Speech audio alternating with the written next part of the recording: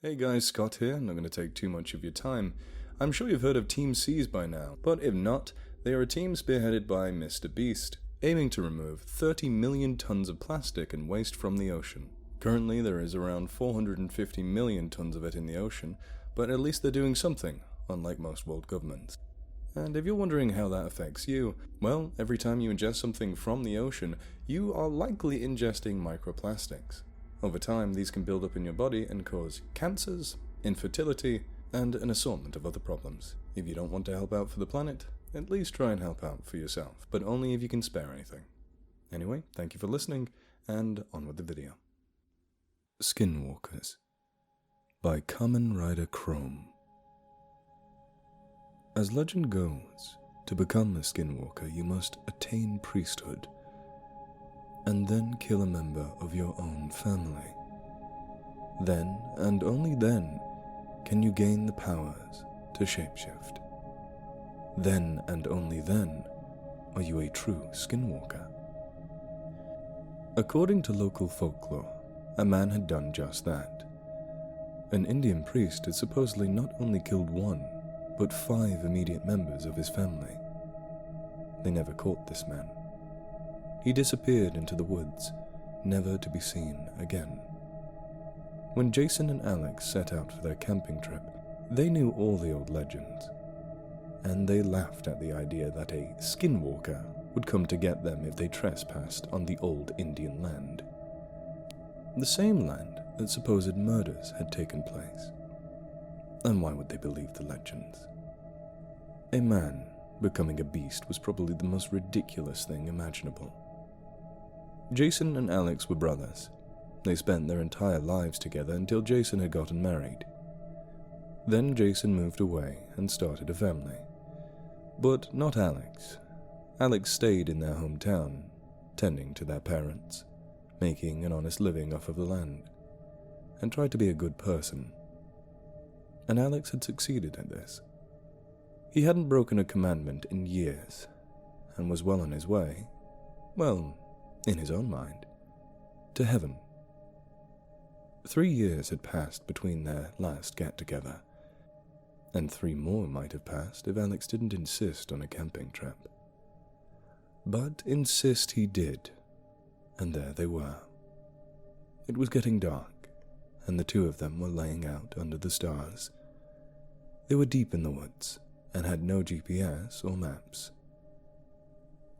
But they knew the path back from where they were. They had gone there as kids. Never know. Huh? Alex replied. He only caught bits and pieces sometimes. We can never let Dad know, Jason reiterated. Know what? That we stayed on this old Indian land past dark? We promised him as kids, and I don't want to upset him now. He's getting pretty close to dead, and if we started an argument now, we might not resolve it in time for, Just don't tell him or Ma, okay? Okay, no problem. They were both silent for a while, until up creeped a small raccoon. Well, look at that, Alex called as he pointed towards the critter. It stared at them for several minutes, not moving, not attempting to flee when they motioned towards it. It stayed almost perfectly still. And then finally it left. Minutes later came a deer. Again the creature stayed and watched them. Unwavering determination glared in its eyes. For 2 hours the duo was kept awake as every animal they knew to live in the forest, and some they were almost sure didn't inhabit the area, came to gaze upon them. The final animal was a grey wolf. It slowly moved towards them, and when it was 5 feet away, it stopped. Don't move. Don't panic. He'll go, Jason assured Alex. The wolf slowly stood up onto its hind legs, and then its limbs began to contort and pop. Horror slid over Jason and Alex's faces as they saw the fur tear open, revealing light brown flesh underneath. Finally, they gazed upon what looked like a man with a wolf's head. The skull of the wolf split open like a melon, the fur sliding off of it, the bone chipping and falling like a fragile eggshell, and in its place slowly grew out the head of a man. The man now stood before the paralyzed brothers. They couldn't seem to move. "This is my land," said the man, with an almost supernatural smile. Now, mister, I'm gonna have to ask you Alex trailed off. "Get the fuck away from us," Jason said as fiercely as he could. The man began to laugh, and as he continued to laugh, the pitch changed. It grew deeper from that of a man to that of a demon, and soon it sounded as if Satan himself was bellowing out at them. The man's skin grew black as coal, and his eyes yellow like a cat's. His demonic laughter echoed throughout the forest as he drew closer and closer. The brothers being unarmed, they had no choice other than to flee. And that's what they did. They ran as fast as they could, except instead of out to their cars, they were cornered into running deeper into the woods. For hours they seemed to play cat and mouse.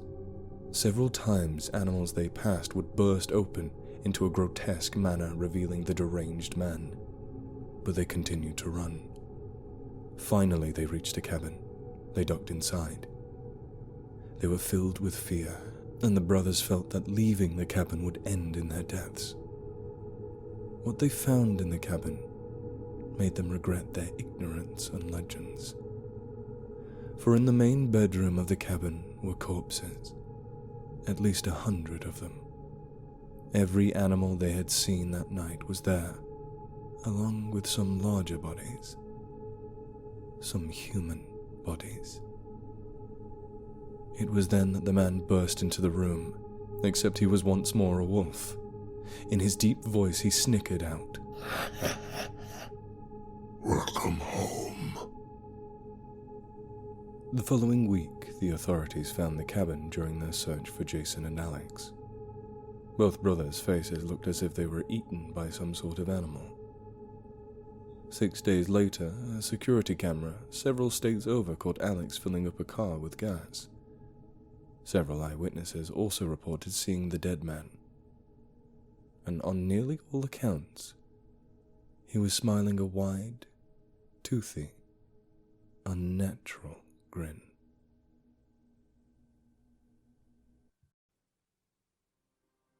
Indian Skinwalker by Ray O'Bannon. I like the desert at night. They say it's dangerous to be out here like this, but it's good to sit by a campfire and drink a beer. Out here where there isn't any noise or traffic. You can see all the stars because there aren't any electric lights to chase them away. Sometimes the wind sings to you, but then somebody usually comes along and messes it up somehow. Mostly it's drunks who want to beat you up because you're from the reservation. So when I heard pebbles shifting somewhere off to my left, the hairs on the back of my neck started to tingle, and my hand inched a little closer to my bowie knife. The figure that came walking out of the darkness didn't look very threatening. Just an old man, wearing traditional Navajo clothing and leaning on a crooked walking stick as he shuffled quietly towards me. "Getting cold," came the old man's voice, dry as the desert. I expected him to say something more, but instead he just sat down across the campfire from me, laying the walking stick casually across his lap. There was something about him that made me uneasy, and my apprehension increased when his hand vanished into a leather pouch that hung on his belt. But he pulled forth only a scrumpled packet of cigarettes, holding them slightly towards me. "Smoke?" "Sure," I replied as my nerves began to relax. When he tossed me the pack, I noticed there were only 2 cigarettes left inside. I took one and tossed the pack back to him. I held my chrome Zippo out towards him, but instead he took a wooden match from behind his ear, scraping it against a small gray rock that dangled from the leather cord around his neck. A sudden flare of light illuminated his ancient weathered face, and his eyes seemed to sparkle eerily for a moment. Then he sat smoking silently. "Dangerous out here at night, you know?" He spoke softly after a while. "Lots of things come out at night. Even things nobody believes in anymore. They still come around sometimes." I smiled a little. "You mean ghosts and goblins?" "Maybe ghosts," he answered after considering it a moment. "Not goblins, I don't think. Not even sure what a goblin is. But there are other things too. Things like the Skinwalkers. You know about them." A sudden chill ran down the length of my spine as the old man studied me quietly. "Mom used to tell me stories about them when I was little," I mumbled. "Then you know what can happen," said the old man. "They take the shape of a man and wear the skin of a man. They're really more like an animal underneath. They have powers too. Folks used to say only a shaman could defeat them." He turned his attention to the campfire. His image seemed to ripple behind the waves of rising heat. Embers danced around him like angry red fairies. "Lots of other things out there too," he continued. "The Wendigo, the Chupacabra, all sorts of things. They don't come around much anymore, but sometimes they do." Silence settled over us like a damp woolen blanket. The campfire seemed to begrudge us what little heat it was providing.